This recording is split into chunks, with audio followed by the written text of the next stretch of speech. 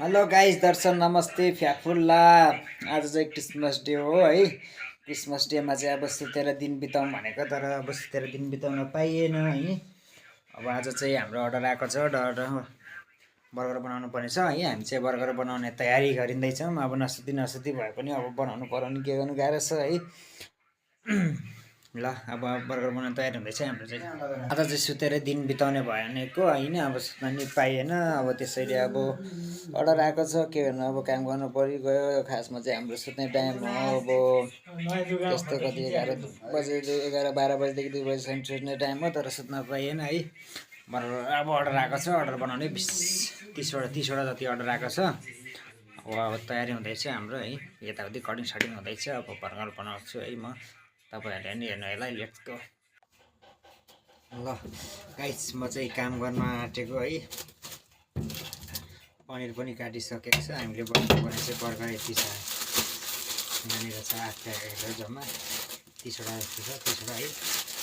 र अनि हाम्रो साउनीले चाहिँ अम्बक पनि दिइसकेको छ क्या, भोक लाग्यो भनेर खानालाई दिएको होला नि अम्बक है। ल अब चाहिँ म तयार गर्दैछु बर्गर बनाउनलाई है।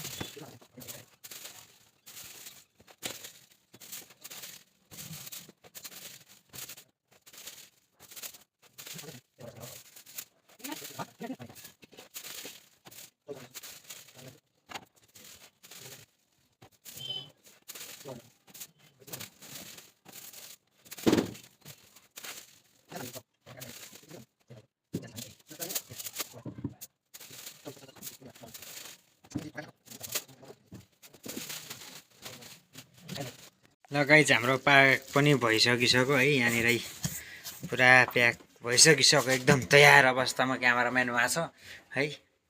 गाइस यता चाहिँ मैले बनाइ पनि सकेँ भर्खर है, तयार पनि भइसक्यो। अब मात्रै पैसा थाप्न बाँकी छ है।